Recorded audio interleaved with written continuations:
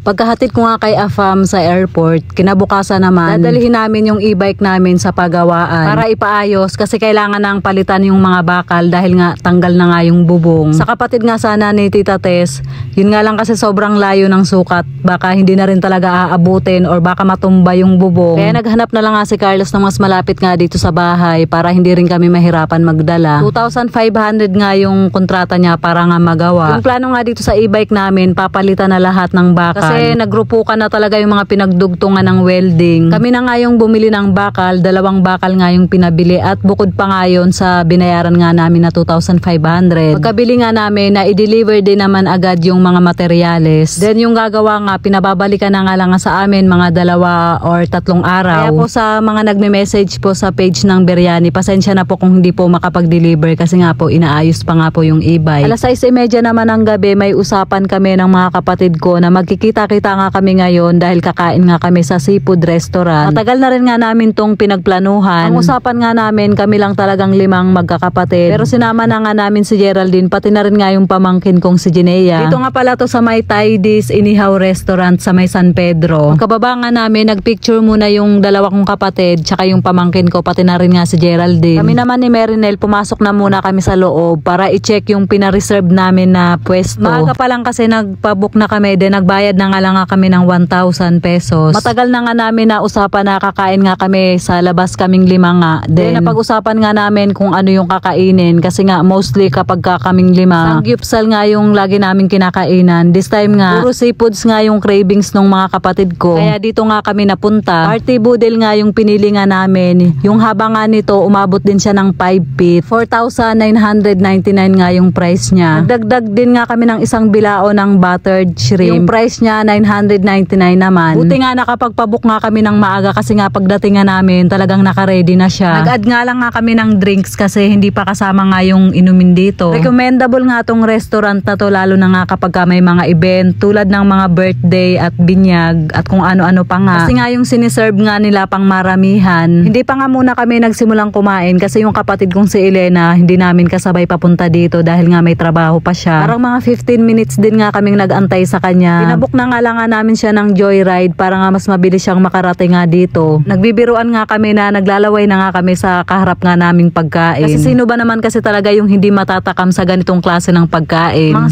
7:30 nga dumating na nga yung kapatid ko. Napasabi na nga lang nga kami na hi, salamat at makakakain na tayo. Nagugas na nga lang nga kami ng kamay kasi mas gusto talaga naming nakakamay. Although meron ngang gloves na plastic para nga gamitin, hindi na nga namin ginamit para nga mas mapil talaga namin yung sarap ng kinakain nga namin. So ako nga, yung una ko talagang kinain is yung crab. Sobrang namiss ko rin kasi yung laman nga nung crab. Yung mga kapatid ko nga, mas inuna nga nila kung ano yung mga nasa tapat nga nila. Habang kumakain nga kami, yung nanay ko nga tumawag nga sa amin. Sobrang natakam nga siya kasi isa rin to sa mga gustong-gusto nga niyang kainan. Mahilig din kasi sa kain yung nanay ko, so hindi nga siya nakasama kasi nga nasa Bicol nga siya ngayon. Yung kanin nga na nakaserve, halos nga naubos nga namin. Then yung inasal na manok, hindi siya masyadong nabawasan talaga. Mas naubos pa nga yung tilapia. Napaka-common kasi ng manok kaya siguro hindi na rin kami masyadong nag-crave. Sobrang busog.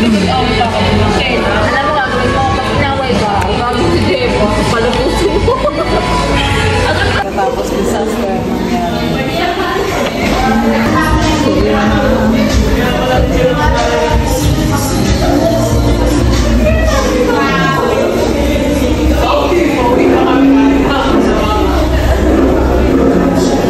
May mga tira pa nga kami kaya ipina-take out na nga namin at umabot din nga siya ng isang malaking bilao. Pagkatapos nga lumipat nga kami sa labas para nga uminom. Wine na muna yung in-order namin na una.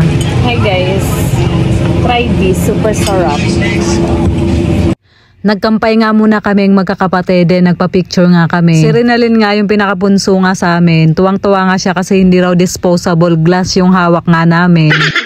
Social nga daw kami ngayon kasi naka-wine glass nga kami. Yung mga kapatid ko kasi talagang may hilig din sa inuman. Ako nga nakikijoin din ako pero hindi ko rin talaga kayang makipagsabayan talaga sa kanila ng bongga. After nga naming maubos yung wine, umorder naman kami ng San Mig Light. Yung apple or lemon flavor nga sana yung gusto namin kaya lang 3 na lang yung available nila. Kaya puro plain pilsen na nga lang nga yung ininom namin. Nakatag 2 bote nga kami dito after nga namin napagkatuwaan nga namin na pupunta kami ng KTV bar. bar. Chop House Resto Bar nga yung pinakamalapit dito na KTV bar. So yun, next video na nga lang nga kasi sobrang haba na nga nito, and hanggang dito na lang po muna yung ating video for today. Maraming salamat po sa inyong panonood. Mag-iingat po kayo palagi. God bless and babush!